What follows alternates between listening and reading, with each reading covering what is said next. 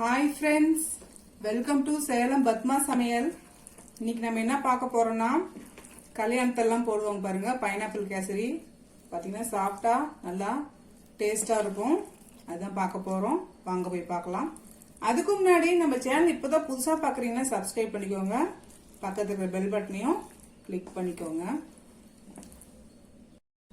இப்போ இதுக்கு தேவையான பொருள் பாத்தீங்கன்னா ஒரு கப் அளவுக்கு ரவை, அதே கப்ல 1.5 கப் அளவுக்கு சர்க்கரை எடுத்து வச்சிருக்கேன். ஒரு கப் அளவுக்கு பைனாப்பிள் இந்த மாதிரி பொடிசா கட் பண்ணி வச்சிருக்கேன். அதுக்கப்புறம் ஒரு கப்ல பாத்தீங்கன்னா 1/2 கப் நெய், 1/2 cup sunflower oil. Sunflower oil போட்டோம்னா கொஞ்சம் நல்லா 6 நாளும் சாஃப்டா கிடைக்கும். அதுக்காக தான் சன்ஃபிளவர் ஆயில் யூஸ் பண்றோம். அதுக்கப்புறம் முந்திரி தேவையான அளவு, திராட்சை, ஃபுட் கலர் கொஞ்சமா, ஏலக்காய் பொடி கொஞ்சம். இப்போ பாருங்க, நான் பேன் வச்சிருக்கேன். ஃபர்ஸ்ட் இந்த நெய்யும் எண்ணெயும் சூடு பண்ணிக்கலாம்.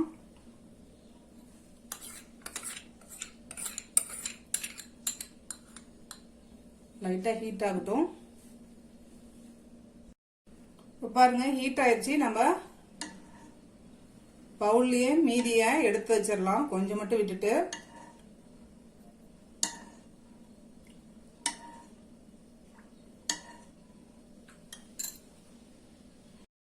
பாருங்க, நான் 1 டேபிள் ஸ்பூன் அளவுக்கு மட்டும் நிறுத்தி வச்சுட்டேன். இதுலயே இப்போ அந்த முந்திரி திராட்சை போட்டு வறுத்துக்கலாம்.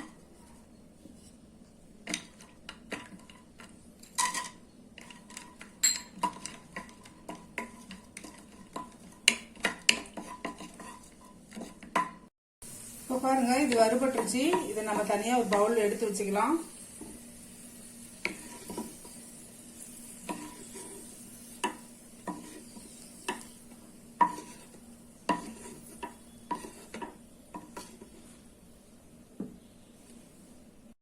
இப்போ இதே எண்ணெயில நெய்யும் எண்ணெயும் கலந்துருக்கு இல்லைங்களா, இதுல இந்த ரவை போட்டுக்கலாம்.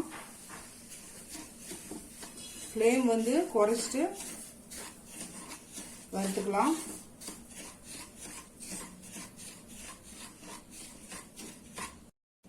இப்போ பாருங்க, 5 நிமிஷம் நம்ம ரவை நல்லா வறுத்தாச்சு.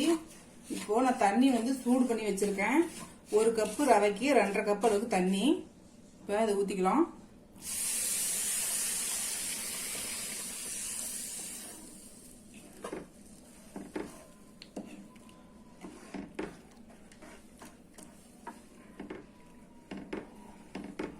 வேகட்டும். இப்போ பாருங்க, ரவை வெந்துருச்சு.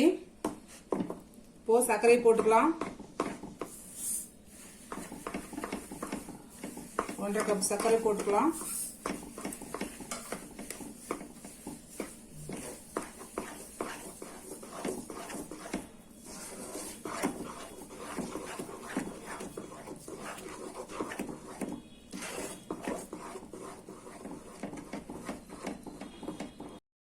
இப்போ ஃபுட் கலர் ஊத்திக்கலாம். ஃபுட் கலர் உங்களுக்கு வேண்டாம் அப்படின்னா நம்ம குங்குமப்பூ கூட போட்டுக்கலாம். இப்போ நான் கொஞ்சமா 2 கரண்டி அளவுக்கு நெய்யை ஊத்திக்கிறேன்.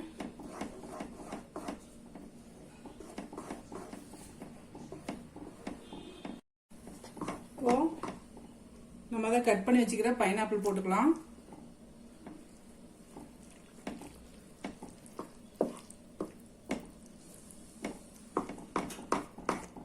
ஏலக்காய் பொடி போட்டுக்கலாம்.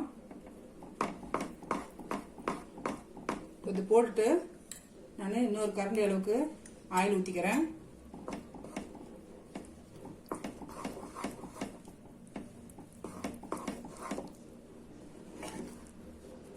இப்போ இத க்ளோஸ் பண்ணிட்டு ஃப்ளேம் ஃபுல்லா குறைச்சிடலாம். ஒரு 10 நிமிஷம் தம் போட்ட மாதிரி இருக்கட்டும். ஓபன் பண்ணலாம்.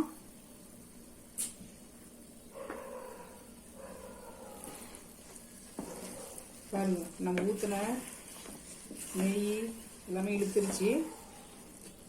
இப்போ பாக்கி இருக்கிற ஊத்திடலாம்.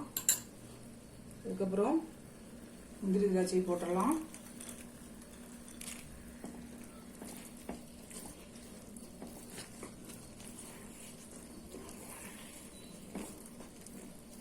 இதாங்க சூப்பரான பைனாப்பிள் கேசரி ரெடிங்க. இப்போ பாருங்க, நம்ம செஞ்ச இந்த பைனாப்பிள் கேசரி ரெடி ஆயிடுச்சு. இது பார்த்தீங்கன்னா இந்த ஃப்ரூட்ஸ்லாம் போட்டுக்கணும். கிட்ஸ் நம்ம லைக் பண்ணி சாப்பிடுவாங்க. ட்ரை பண்ணி பாருங்க. இந்த வீடியோ உங்களுக்கு பிடிச்சிருந்தாக்கா லைக் பண்ணுங்க, ஷேர் பண்ணுங்க, கமெண்ட் பண்ணுங்க.